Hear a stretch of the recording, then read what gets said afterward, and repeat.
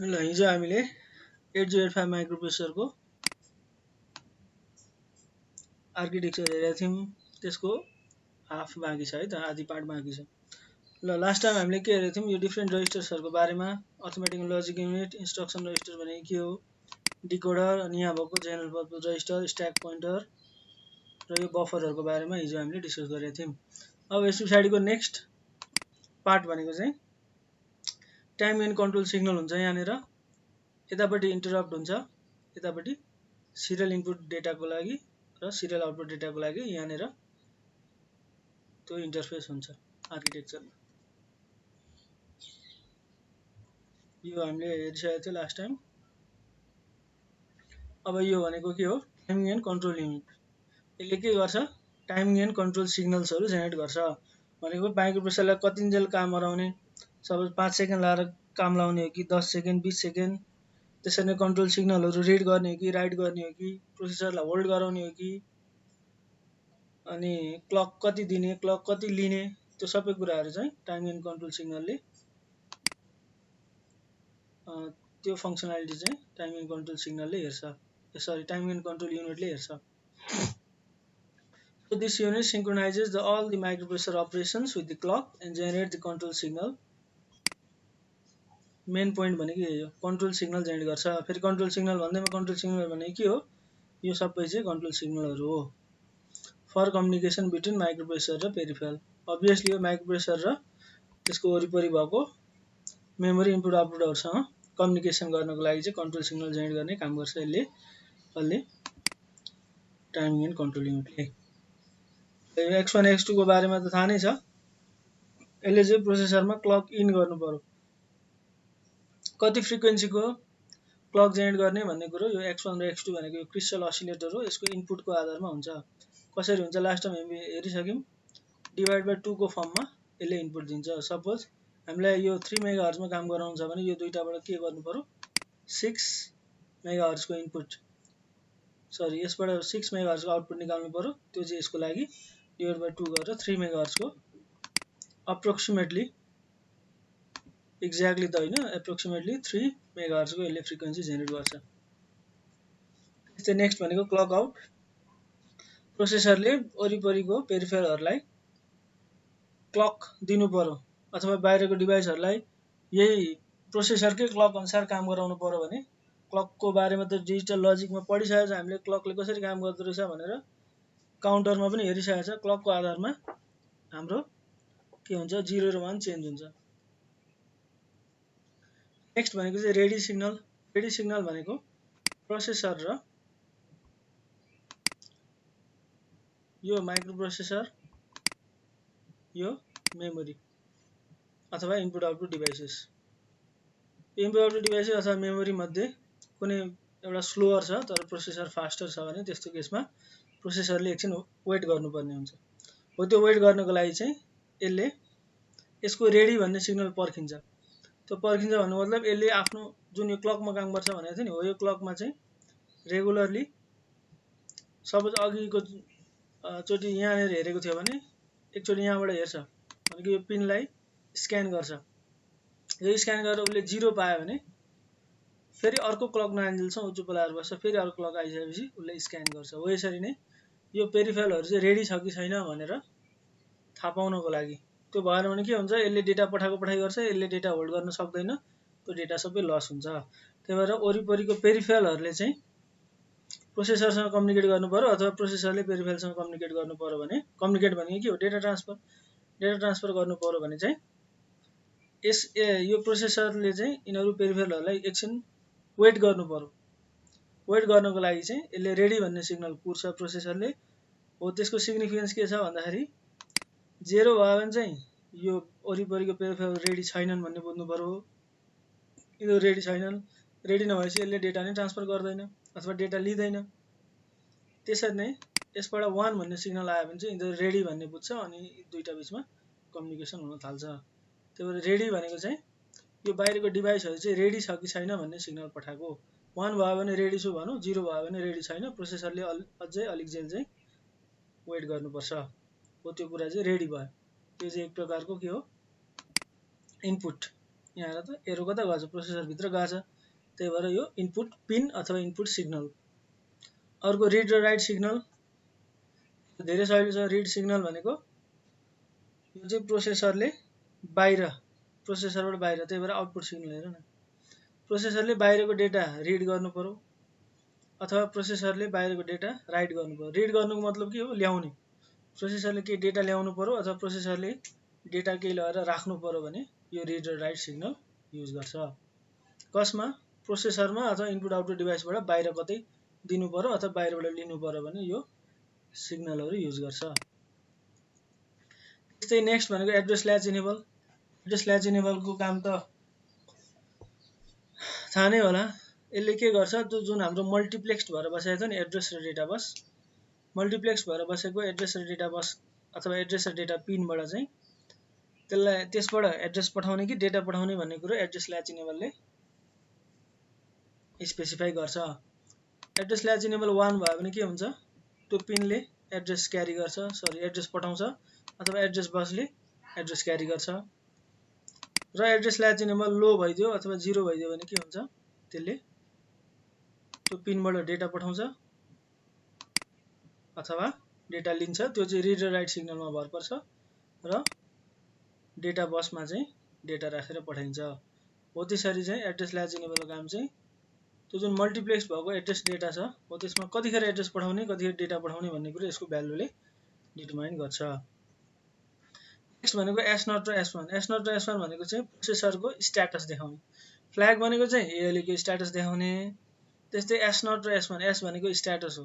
Status भनेको भित्र के काम भइरहेछ भन्ने कुरो कसैलाई जानकारी दिनु पर्यो भने यो पिनको थ्रुबाट लिन सकिन्छ। एस नट र एस1 मा प्रोसेसरले रिड गरिरहेछ कि राइट गरिरहेछ कि प्रोसेसर हल्ट स्टेटमा छ कि प्रोसेसरले डेटा फेच गरिरहेछ कि भन्ने कुरो स्ट्याटस चाहिँ अरु कसैलाई आफ्नो जानकारी दिनु पर्यो भने यो पिनको थ्रुबाट दिन सक्छ स्ट्याटस। त्यस्तै नेक्स्ट पिन अथवा डिएमए कन्ट्रोल सिग्नल छ। अर्को भनेको डिएमए कन्ट्रोल सिग्नल अथवा यसमा कुन पर्छ एचओएलडी र एचएलडीए। एचओएलडी र एचएलडीए मा चाहिँ के फरक छ भन्दाखेरि होल्ड भनेको चाहिँ यो प्रोसेसर भयो यो मेमोरी यो इनपुट आउटपुट डिभाइसेस। नर्मली के हुन्छ इनपुट आउटपुटले मेमोरीसँग कम्युनिकेट गर्नु पर्यो भने के हुन्छ माइक्रोप्रोसेसरको थ्रुबाट जानु पर्यो। पहिले यसलाई रिक्वेस्ट दिन्छ अनि यो रिक्वेस्ट फेरि अब उसले दिएको रिक्वेस्ट भनेको इन्स्ट्रक्सन दिन्छ हो त्यो इन्स्ट्रक्सन फेरि यो प्रोसेसरले बुझ्दैन फेरि यहाँ गएर फेच गरेर लिएर आएर डिकोड गरेर बल्ल थाहा पाउँछ अनि फेरि कम्युनिकेट गर्छ। धेरै लामो स्टेप भयो। हो यो लामो स्टेपलाई चाहिँ सर्ट बनाउनको लागि चाहिँ डिएमए भन्ने युज गरिन्छ। नामबाटै क्लियर छ डाइरेक्ट मेमोरी एक्सेस भन्नुको मतलब इनपुट आउटपुट डिभाइसेसले डाइरेक्ट मेन मेमोरी चाहिँ एक्सेस गर्नको लागि बनाएको छुट्टै आइसी हो। इन्टिग्रेटेड सर्किटै हो त्यो पनि माइक्रोप्रोसेसर जस्तै एक खालको आइसी हो। त्यसले चाहिँ प्रोसेसरसँग कम्युनिकेट नगरिकन डाइरेक्टली के गर्छ मेमोरीसँग यसरी कम्युनिकेट गर्न सक्छ। यो चाहिँ with the help of DMA. अब यो डिएमए गर्नको लागि पनि के गर्नु पर्यो पहिला प्रोसेसरले इनपुट आउटपुट डिभाइसेसले के गर्नु पर्यो पेरिफेरलले के गर्नु पर्यो होल्ड भन्ने सिग्नल पठाउनु पर्यो। होल्ड भन्ने सिग्नल पठाइसकेपछि के हुन्छ एकछिन माइक्रोप्रोसेसरमा भएको माइक्रोप्रोसेसरले युज गरेको सिस्टम बसहरुको चाहिँ मलाई एकछिनको लागि कन्ट्रोल दे भनेर भनेको यो होल्ड भन्ने सिग्नल। होल्डमा 1 गयो भने यसले रिक्वेस्ट पठाएको रिक्वेस्ट भनौं न बुझ्ने भाषामा पेरिफेरलबाट होल्ड भन्ने पिनबाट इनपुट पिन छ हेर त्यही भएर यताबाट यता जान्छ। इनपुट पिनबाट 1 आयो भने कसैले सिस्टम बस रिक्वेस्ट गरिरहेछ है भन्ने बुझिन्छ प्रोसेसरले त्यो बुझ्छ। त्यसरी नै प्रोसेसरले आफ्नो सबै काम सकेर काम गर्दा यतिकै छोडेर दिदैन काम सकेर अनि पेरिफेरलहरुलाई चाहिँ हुन्छ सिस्टम बस युज गर्न त भनेर यसले पठाएको सिग्नल भनेको चाहिँ के हो एचएलडीए होल्ड एक्नोलेज गरेको। यसले रिक्वेस्ट गरो यसले रिक्वेस्ट एक्सेप्ट गरेर एक्नोलेज गरो एसीके भन्छ सर्ट फर्ममा।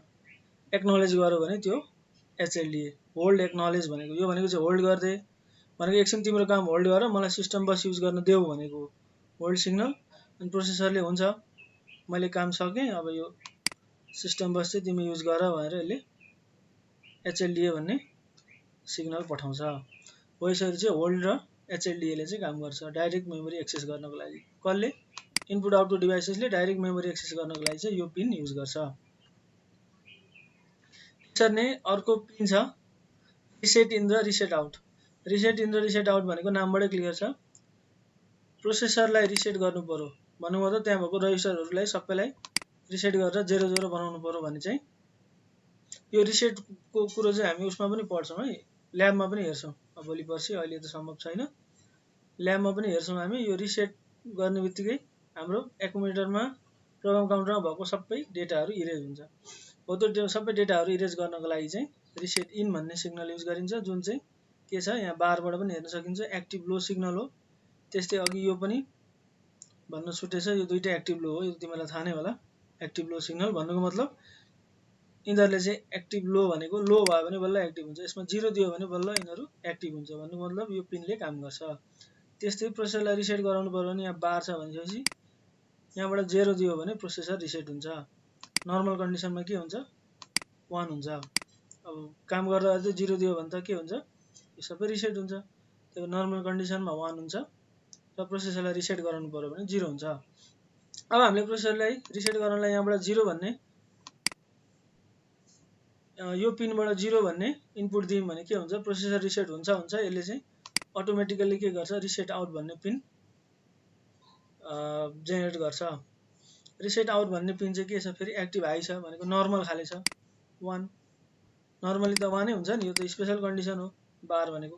हो यो गऱ्यो भने चाहिँ पेरिफेरलमा भएको डिभाइसहरूको रजिस्टर पनि यसले के गरिदिन्छ? रिसेट गरिदिन्छ। हो यसरी प्रोसेसरले आफ्नो रजिस्टर अब अरू कन्ट्रोल वर्ड भन्ने पनि हुन्छ। अब त्यो कन्ट्रोल वर्डहरूलाई पनि रिसेट गराउँछ। कन्ट्रोल वर्ड चाहिँ अब अलिकति कम्प्लिकेटेड आर्किटेक्चरमा पर्छ भनेको छुट्टै खालको आइसी। अब बाहिरको चाहिँ अघि जुन मैले डिएमए भने हो त्यो डाइरेक्ट मेमोरी एक्सेसको पनि कन्ट्रोल वर्डहरूलाई रिसेट गर्छ यसले। भन्नु मतलब प्रोसेसरलाई रिसेट गराउनु पर्यो नि, यो पिनबाट 0 पठाउनु पर्यो। प्रोसेसरलाई रिसेट आउट गराउनु पर्यो, सरी प्रोसेसरले बाहिरको डिभाइसहरूलाई रिसेट गराउनु पर्यो भने यसले यहाँबाट अटोमेटिकल्ली पठाउँछ क्या, यो केही गर्नै पर्दैन। यहाँबाट इनपुट भइसकेपछि यो त्यहाँको हार्डवेयर यस्तो तरिकाले कन्फिगर डिजाइन गरे हुन्छ कि त्यसले अटोमेटिकल्ली बाहिरको डिभाइसहरूलाई यसरी रिसेट आउट पिन पठाइदिन्छ। यो चाहिँ टाइमिङ एन्ड कन्ट्रोल सिग्नलहरू हो। एक्जाममा यसरी पनि सोधिरहेको हुन्छ, explain about the timing and control signals used in 8085 microprocessor भनेर 5 मार्क्समा सोधिरहेको हुन्छ। यो जहाँबाट पनि क्वेसन सोध्न सक्छ है। Describe about the general purpose register भनेर पनि सोधिन सक्छ, टाइम इन कन्ट्रोल युनिट भनेर पनि सोधिन सक्छ, फ्ल्याग रजिस्टर भनेर पनि सोधिन सक्छ, र अर्को इन्टरप्टको बारेमा पनि सोधिन सक्छ। किनभने यो अलिकति यसमा धेरै कुराहरू लेख्न मिल्छ, त्यही भएर यो 5 मार्क्समा सोध्न सक्ने क्वेसनहरू है त। नेक्स्ट भनेको अब दुईटा सेक्सन बाँकी रह्यो, एउटा इन्टरप्टको सेक्सन भयो र अर्को सिरियल इनपुट आउटपुटको कुरा भयो। इन्टरप्ट भनेको के हो? प्रोसेसरले काम गर्दा गर्दै बाहिरबाट कसैले इन्टरप्ट पठायो। इन्टरप्ट भनेको बाहिरबाट कसैले यस्तो खालको सिग्नल पठायो कि हामीले यहाँ भएको कामहरू सबै गर्दा गर्दै छोडेर हाम्रो त्यो सबै रिक्वेस्ट चाहिँ उसलाई दिनु पर्यो भने त्यो भनेको इन्टरप्ट। फर इक्जाम्पल त्यही मोबाइलको केसमा पनि गीत बजाउँदाखेरि फोन आयो भने के हुन्छ? त्यो एक प्रकारको इन्टरप्ट हुन्छ। हो त्यसरी नै प्रोसेसरलाई इन्टरप्ट गराउनको लागि चाहिँ यो पिनको थ्रुबाट इन्टरप्ट आउँछ, यो पिनको थ्रुबाट। अब इन्टरप्ट पनि धेरै खालको छ, यो सबै हार्डवेयर इन्टरप्टहरू हो। यो सफ्टवेयर इन्टरप्ट पनि धेरै खालको हुन्छ, पछि हामी आर्किटेक्चर पढ्दा हेरिहाल्छौँ। यो चाहिँ सबै हार्डवेयर इन्टरप्ट, जसमा सबैभन्दा सिम्पल खालको इन्टरप्ट भनेको चाहिँ आइएनटिआर, इन्टरप्ट रिक्वेस्ट। इन्टरप्ट रिक्वेस्टमा चाहिँ पहिला प्रोसेसरलाई रिक्वेस्ट पठाउँछ। रिक्वेस्ट पठाउनलाई के छ हेर त, एक्टिभ हाई छ भन्नुभयो त यो पिनबाट 1 आयो भने के हुन्छ? यसलाई इन्टरप्ट रिक्वेस्ट आउँछ। अनि प्रोसेसरले आफ्नो सबै कामहरू सकेर बल्ल यसलाई एक्नोलेज गरिदिन्छ। हो त्यो एक्नोलेज भनेको चाहिँ यो जुन चाहिँ एक्टिभ लो हो। त्यसरी प्रोसेसरलाई नर्मल खालको इन्टरप्ट आयो भने आइएनटिआरबाट आउँछ इन्टरप्ट रिक्वेस्ट। हेर त बार सार केही पनि छैन, त्यही भएर यसबाट 1 आयो भने के बुझिन्छ? नर्मल खालको इन्टरप्ट आयो। अनि इन्टरप्ट आइसकेपछि प्रोसेसरले थाहा पाउँछ, त्यो भइसकेपछि आफ्नो यहाँ भएको सबै कामहरू सकेर, काम सकेर मात्र है, अब सबै काम सकेर उसले इन्टरप्ट एक्नोलेज गर्छ। यो इन्टरप्ट चाहिँ प्रोसेसरलाई किन आएको अरे, प्रोसेसरलाई इन्टरप्ट किन आउँछ भन्दाखेरि यहाँनिरको जुन सिस्टम बस, यहाँनिरको एएलयु, यहाँनिरको रजिस्टर जति पनि छ त्यसको सबै कन्ट्रोल चाहिँ हामीले यो इन्टरप्टलाई दिनुपर्ने हुन्छ। इन्टरप्ट भनेकै त्यही हो। अघि एचओएलडी एचएलडीए पनि थियो, त्यसमा के थियो, सिस्टम बसको एक्सेस मात्र दिनुपर्ने थियो। यहाँ चाहिँ पुरै प्रोसेसरकै एक्सेस दिनुपर्ने हुन्छ, जसलाई हामी के भन्छौँ, त्यस्तो खालको इन्टरप्ट सिग्नललाई के भन्छौँ, इन्टरप्ट भन्छौँ। हो यो इन्टरप्ट भयो भने चाहिँ हाम्रो सबै कुराहरू चाहिँ प्रोसेसरभित्र भएको सबै कामहरू चाहिँ छोडेर त्यो इन्टरप्टलाई त्यो सबै कुराहरू युज गर्न दिनुपर्ने हुन्छ। सबै कुराहरू भन्नु मतलब यो आर्किटेक्चरमा हामीले जति पनि कुराहरू पढाएको छ नि हो यो सबैको कन्ट्रोल चाहिँ हामीले यसलाई दिनुपर्ने हुन्छ, बाहिरको कोही सिग्नललाई दिनुपर्ने हुन्छ। त्यस्तै नेक्स्ट खालको इन्टरप्ट छ आरएसटी 5.5, 6.5 र 7.5। आरएसटी 5.5, 7.5 र 6.5 भनेको चाहिँ यो पनि इन्टरप्ट हो। यो चाहिँ अलिकति हायर प्रायोरिटी वाला इन्टरप्ट हो। भन्नुको मतलब यो तीनटा मध्ये पनि सबैभन्दा हाइएस्ट प्रायोरिटी यसको हुन्छ। यो चाहिँ जुन हामीले अगाडि पढाएको थियौँ प्रायोरिटी इन्कोडर, प्रायोरिटी इन्कोडरमा के हुन्छ, मल्टिपल ठाउँबाट रिक्वेस्ट आए पनि के हुन्छ, जुनलाई हाइएस्ट प्रायोरिटी दिएको छ त्यसको मात्र भ्यालु लिन्छ। हामीले प्रायोरिटी इन्कोडरमा त्यही भनेर पढाएको थियौँ। त्यस्तै यहाँ पनि तीनटा मध्ये हाइएस्ट प्रायोरिटी यसको छ। भन्नु मतलब यसबाट पनि 1 आयो, यसबाट पनि 1 आयो, यसबाट पनि 1 आयो, तीनटैबाट 1 आयो भने के गर्छ प्रोसेसरले, यसको कुरा मात्र लिन्छ,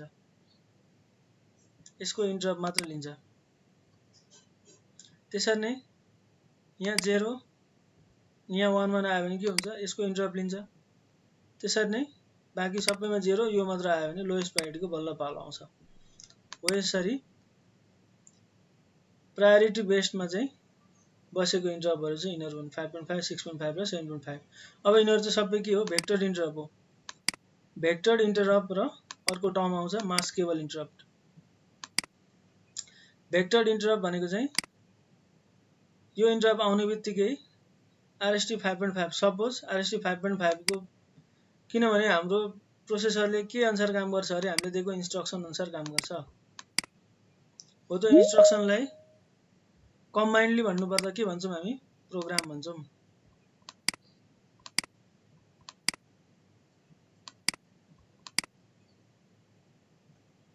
हैन त, इन्स्ट्रक्सन मिलेर प्रोग्राम बन्छ।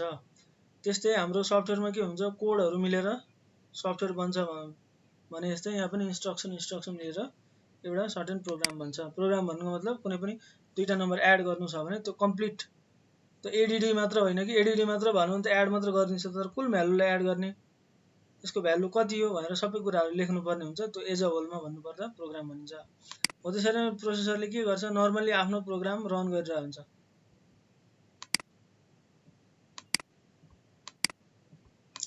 नर्मली आफ्नो प्रोग्राम रन गरिरहेको हुन्छ। अब यसरी बाहिरबाट कसैले इन्टरप्ट पठायो भने के हुन्छ, यस्तो खालको यिनीहरू चाहिँ भेक्टर इन्टरप्ट भन्नुको मतलब यसरी यो पठायो भने बाहिरबाट कुनै रिक्वेस्ट आयो भने ऊ के गर्छ, त्यो रिक्वेस्ट चाहिँ अघि सपोज हाम्रो यो प्रोग्राम है, सपोज 1000, 1001, किनभने प्रोग्राम त सबै मेन मेमोरीमा स्टोर हुन्छ। हामीले ल्यापटप पनि बुट गर्दाखेरि के हुन्छ, हाम्रो सबै यो प्रोग्रामहरू कहाँ लोड हुन्छ, रोममा लोड हुन्छ नि हैन, अनि पछि ऱ्यामले काम गर्छ।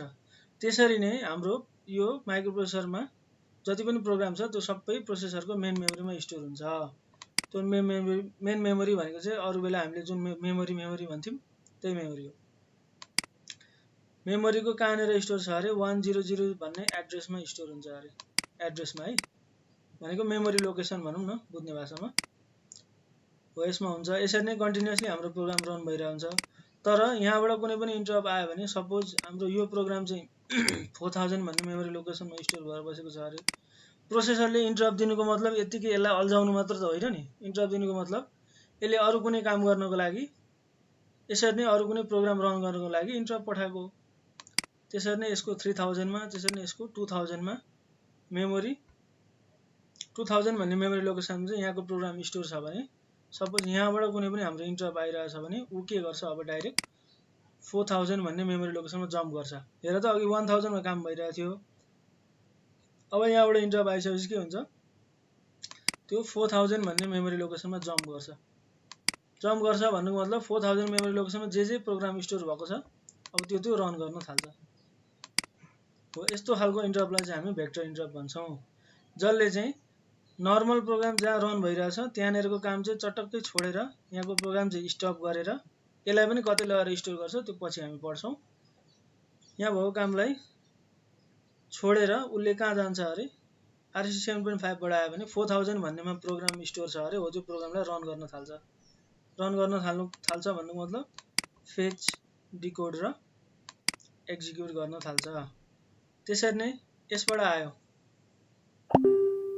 यहाँ 1 0 0 छ, यहाँ 1 1 0 छ भने यो 1 0 छ भने के हुन्छ, अब यो त 0 आयो, यसको प्रायोरिटीमै परेन। अब यो दुईटा 1 1 छ, यो भइसकेपछि यो हाइएस्ट प्रायोरिटी भयो। प्रायोरिटी इन्कोडर पढेको छ हामीले, हो त्यो RST 6.5 मा 1 भन्ने इन्टरप्ट आयो भने अब के गर्छ, 3000 भन्ने मेमोरी लोकेसनमा जम्प गर्छ। यसलाई प्रोसेसरको भाषामा भन्नुपर्दा जम्प भन्छ है, जम्प। अब त्यसरी नै ऊ के गर्छ, 3000 भन्ने मेमोरी लोकेसनमा कुनै प्रोग्राम स्टोर छ त्यहाँ गएर प्रोग्राम रन गर्छ। इन्टरप्ट दिनुको मतलब प्रोसेसरलाई यतिकै होल्ड गराएको मात्र होइन, इन्टरप्ट दिनुको मतलब अरू नै कुनै काम गर्नको लागि चाहिँ रिक्वेस्ट पठाएको हो।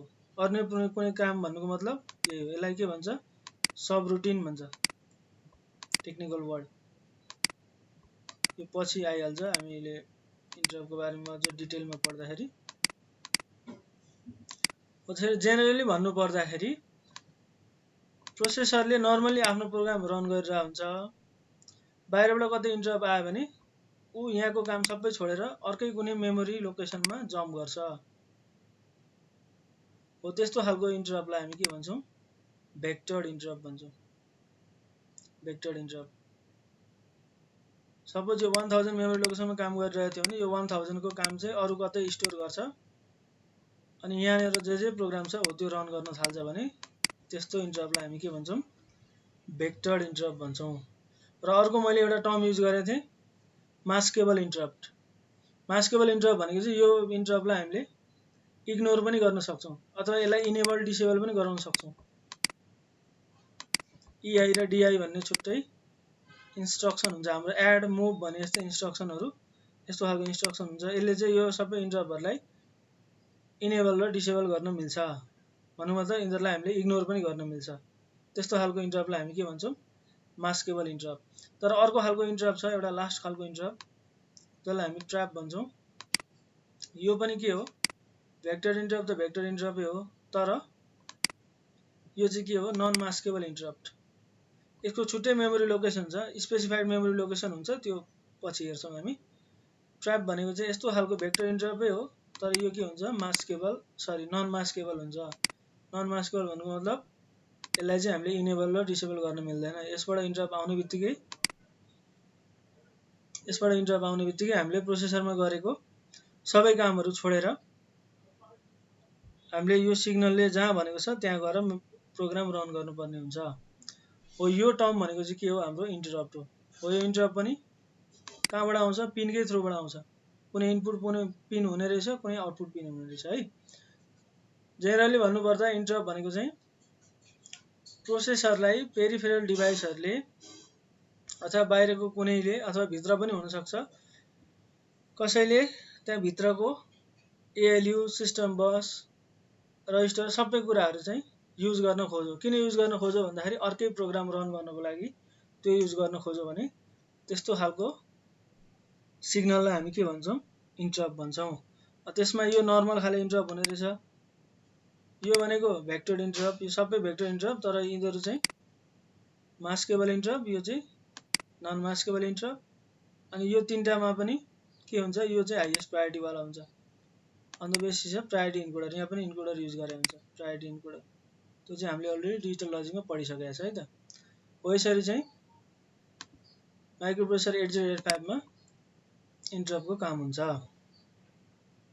त्यस्तै नेक्स्ट भनेको चाहिँ सिरियल इनपुट आउटपुट कन्ट्रोल। यो भने चाहिँ कस्तो भन्दाखेरि चाहिँ डेटा चाहिँ प्रोसेसरमा सिरियली ल्याउनु पर्यो। सिरियली भन्नुको मतलब 1 at a time, 1 bit at a time प्रोसेसरमा ल्याउनु पर्यो भने चाहिँ यो इनपुटको थ्रुबाट आउँछ। यसको छुट्टै सिग्निफिकेन्स छ, इन्स्ट्रक्सन पढ्दा हामीले देखिहाल्छौँ। प्यारलल डेटा एकैचोटि मल्टिपल बिट एकैचोटि पठाउनु पर्ने थियो भने के हुन्थ्यो, हाम्रो यहाँबाट एड्रेस र डेटा बस थियो यहाँ हो, त्यसको थ्रुबाट प्यारलल डेटा आइहाल्छ।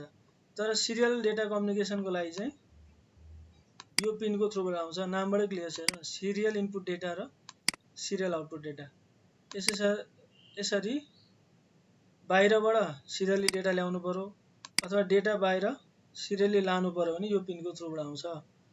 मैले अलरेडी भनिसकेको छ, डेटा सिरियली ल्याउनको लागि के गरिन्छ, रिम भन्ने इन्स्ट्रक्सन युज गरिन्छ। रिड इन्टरप्ट मार्क्स, यो पछि इन्स्ट्रक्सन पढ्दा आइहाल्छ। यो भने चाहिँ सेट इन्टरप्ट मार्क्स। त्यो अहिलेको जस्तो यो 1 भयो भने काम गर्ने नगर्ने भन्ने हुँदैन। यिनीहरूले काम गर्ने नगर्ने चाहिँ यो इन्स्ट्रक्सनको आधारमा हुन्छ। यिनीहरूको काम भनेको के हो, बस यहाँबाट 0 पठाउने कि 1 पठाउने। यो सपोज रिड इन्टरप्ट मार्क्स छ भने के गर्छ, यसले 0 डेटा भित्र पठाउँछ अथवा जुन डेटा दियो त्यही पठाउँछ। यसबाट 1 दियो भने यसले 1 भन्ने डेटा नै भित्र पठाउँछ। यो भित्र कहाँ गएर बस्छ, मैले अगाडि पिन डायग्राम पढाउँदा नि भनिसकेको छ, एकुमुलेटरको लास्ट बिटमा गएर यसरी बस्छ। यो चाहिँ रिड इन्टरप्ट मार्क्स हो। भन्नु चाहिँ यसमा 1 दियो भने इनेबल हुने, 0 दियो भने डिसेबल हुने भन्ने होइन। यसलाई इनेबल र डिसेबल गराउनलाई चाहिँ यो इन्स्ट्रक्सनले रोल खेल्छ। यिनीहरूको काम भने चाहिँ जस्ट जे डेटा दियो त्यही पास गरिदिने मात्र। 1 दियो भने 1, 0 भयो भने 0। सेम कुरो चाहिँ सिरियल आउटपुट डेटामा पनि हो। त्यही एकुमुलेटरमा भएको लास्ट बिट, एकुमुलेटर भनेको कति बिटको हुन्छ, 8 बिटको हुन्छ। त्यही भएर लास्टको 8th बिटमा चाहिँ भएको कुनै पनि डेटा आइदर 1 पनि हुनसक्छ, 0 पनि हुनसक्छ। यो डेटा चाहिँ बाहिर पठाउनु पर्यो भने यो सेट इन्टरप्ट भन्ने मार्क्स हामीले दिइसकेपछि यो डेटा सिरियली आउट हुन्छ। हो यसरी चाहिँ प्रोसेसर र पेरिफेरल बिचमा चाहिँ सिरियल कम्युनिकेसन गर्नु पर्यो भने यो बाटोको थ्रुबाट युज गरिन्छ अथवा यो पिनको थ्रुबाट आउँछ। डेटा चाहिँ प्यारलली लानु पर्यो भने यहाँ छँदैछ अलरेडी हाम्रो एड्रेस र डेटा बस छँदैछ। यहाँबाट के हुन्छ, प्यारलली जति बिट हो त्यति बिटको डेटा एकैचोटि आउँछ। 1 एट अ टाइम आउनको लागि सिरियल कम्युनिकेसन युज गर्नु पर्यो भने प्यारलली डेटा आउनु पर्यो अथवा एकैचोटि मल्टिपल डेटा आउनु पर्यो, मल्टिपल बिटको डेटा आउनु पर्यो भने चाहिँ यसरी प्यारलल कम्युनिकेसन यहाँबाट हुन्छ। हो यसरी चाहिँ प्रोसेसर र मेमोरी बिचमा सिरियल र प्यारलल कम्युनिकेसन गर्न सकिन्छ। यसरी चाहिँ 8085 माइक्रोप्रोसेसरको आर्किटेक्चर, यो चाहिँ एक्जामको लागि भेरी इम्पोर्टेन्ट क्वेसन। यसरी चाहिँ आर्किटेक्चर कम्प्लिट गर्न सकिन्छ। यसको नोटहरू पनि यो स्लाइडमा मैले राखिदिएको छु।